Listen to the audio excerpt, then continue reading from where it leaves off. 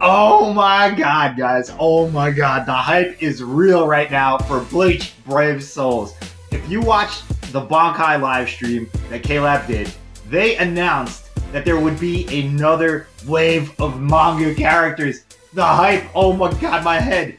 Okay, so, like, they didn't say anything about the details. They gave us very little information to go off of for speculation. So, we don't know how many, we don't know who is going to be in it, and we don't know when exactly. So, I mean, let me get that out of the way right now, guys. We don't have that information, so we'll have to wait and see on that. But we can, however, still speculate on what characters they will be doing for Thousand Year Blood War Wave 2. You know, I'm of the opinion that it will be the same amount of characters as last time, but it might be less, guys. So I don't want to get super excited, even though it's probably too late for that.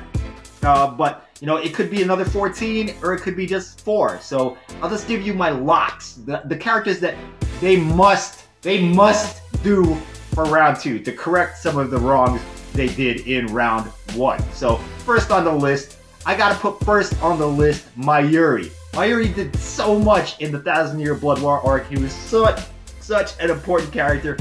So they gotta do Sunflower Mayuri. They could also do him without the Sunflower when he fought Pernida, when he stripped off that cloak and was just fighting in his base form. They could do that as well, but or they could do some kind of transform mechanic. Maybe they will, I don't know, guys. But either way, whichever one they pick, it will be amazing. There's so many moves they could give him.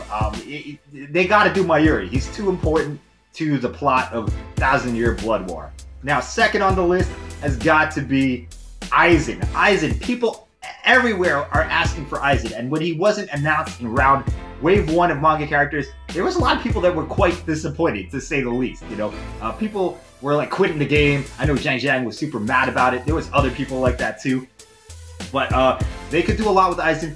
Chair-sama, you know, I don't know if they should actually have him in a chair floating around, because, you know, I mean, that'd be kind of hard to do. I mean, he can fight like that. You could do it, potentially, because, you know, Aizen can just destroy people with his Ryatsu alone, so you could come up with some attacks based on that. But he also does stand up at the end of the fight when up against Yuri. So Aizen, lock. He has to be locked in.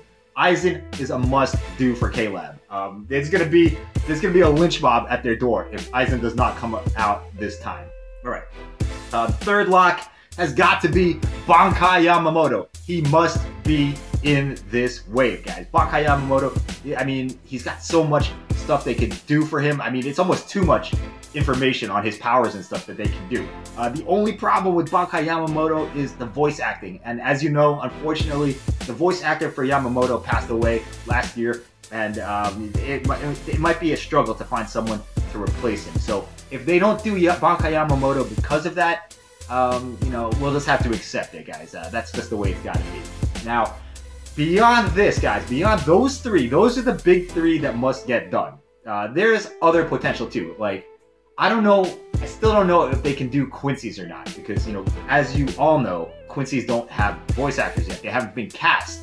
So I'm not sure if they would get permission to cast that themselves, if K-Lab could do that on their own, or if that's something that has to go through Shueisha and then can come back to K-Lab. So I'm not going to speculate too much on Quincy's. There's too many Quincy's out there that can be mentioned. But the most prominent ones, you guys know who they are. Basby, Hoshwald, and that's maybe Uryu. Uryu is actually another one. I didn't even think of this, guys. I am doing this video off the cuff, but Quincy Uryu should be in this wave as well. You know, that's when he was integral to the story towards the end. They got to do Ishida. They got to do Ishida. So I'm going to go with 4 locks. 4 lock characters. Mayuri, Aizen, Yamamoto, and Uryu. They must be in this wave of manga characters. Alright, so beyond that, if they do more Soul Reapers, there's still a lot they could do. They could do some of the vice captains. They could do... Nebu had a big part in the fight against Pernida. Nanao had a huge part in the fight against Lile Baro. There's also some lesser characters too. Maybe Grimjow, but he didn't really show too many powers.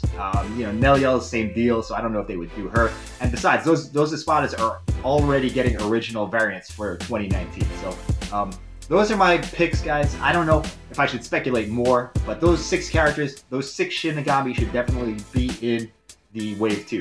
We're talking Mayuri, Aizen, Yamamoto, Nemu, Nanao, and then we have Uryu on the side. So those are my predictions, initial predictions. It's very, very early news that we've gotten from K-Lab. So once we find out the exact number, that should give us an idea on if they're going to go into Stern Raiders. Because if it's 14, you got to assume that maybe there will be some Stern Raiders in there, because I don't think there's 14 Shinigami that they could do for the final arc. They could possibly stretch it to like Orihime, or maybe past Ishin from the flashback, when he was a captain. They could do stuff like that, but Stern Raiders, everybody knows that's what we want. So that's it for this video, guys. Hope you enjoyed. Let me know your predictions, your thoughts. How many will there be? Who will they be? When will they be coming out? All that stuff. Leave it down below. Thanks for watching. I'll see you next time. Bye-bye.